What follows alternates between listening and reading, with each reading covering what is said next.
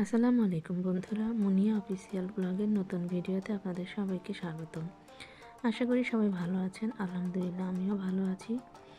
আজ আমি আপনাদের সাথে চিড়ার একটা নতুন রেসিপি শেয়ার করব। ভিডিওটি স্কিপ না করে শেষ পর্যন্ত দেখার অনুরোধ রইল। যে যেখান থেকে আমার ভিডিওটি দেখছেন সবাইকে আন্তরিক শুভেচ্ছা জানাই। আমি এখানে 2 কাপ মতো চিড়া নিয়েছি। চিড়াটা ঝেড়ে একদম পরিষ্কার করে নিয়েছি।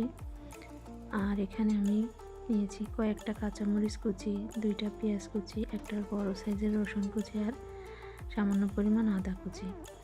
কারণ এই রেসিপি একটু ঝাল ঝাল হবে, তার জন্য আমি ঝালের পরিমাণটা বেশি দিয়েছি। যে যেমন ঝাল খাবে তেমনই দিবেন। তো এখন একটা কড়াই দিব। কড়াইটা গরম হয়ে গেলে এর মধ্যে আমি জিরাটা দিয়ে দিব। জিরাটা আমি ততক্ষণ ভাজবো যতক্ষণ না মুচমুচে হয়। তো যারা এমনি চিড়া খেতে পছন্দ করেন না তারা একবার এইভাবে বানিয়ে খেতে পারেন। এই খাবারটা কিন্তু খুবই সুস্বাদু হয়, অনেকটা চানাচুরের মতো। তো আমি চিড়াটা ভাজা শুরু করলাম। তো ভিডিওটি স্কিপ না করে শেষ পর্যন্ত দেখার অনুরোধ রইল। চিড়াটা আমি ভাজতে থাকবো ততক্ষণ যতক্ষণ না চিড়াটা মুচমুচে হয়ে যায়। একটু লালচে লালচে ভাব হলেই আমি চিড়াটা নামিয়ে নিব। আমার চিড়াটা প্রায় হয়ে গেছে, অনেকটাই লাল লাল হয়ে এসেছে। তো যখন মুচমুচে হয়ে যাবে তখন নামিয়ে নিব। এবার কড়াইতে দিয়ে দেব তেল আর সেই সাথে সেই কাটা মশলাগুলো। এবার আমি মশলাগুলোকে ভালো করে ভেজে নিব। যেরকম আমরা ডালে ফোড়ন দিই ঠিক সেরকমটাভাবেই ভেজে নিব। এটাও একদম মুচমুচে করে ভাজবো।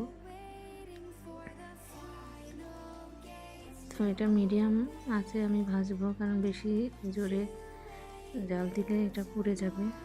তো একটু ধৈর্য সহকারেই ভাজতে হবে। তো আমি মশলাটা ভাজতে থাকবো।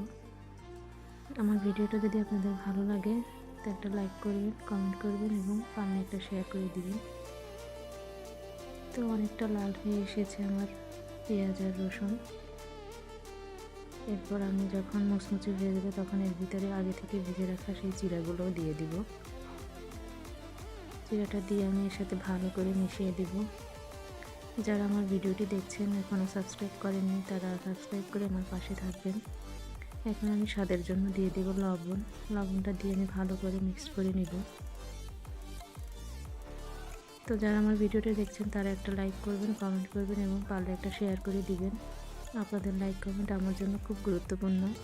আর নতুন যারা এখনও সাবস্ক্রাইব করেননি তারা সাবস্ক্রাইব করে আমার পাশে থাকবেন। তো আমার চিড়াটা রেডি হয়ে গেছে। নতুন কোনো ভিডিও নিয়ে আপনাদের সামনে আবার হাজির হব। ততক্ষণ ভালো থাকবেন, সুস্থ থাকবেন। আল্লাহ হাফেজ।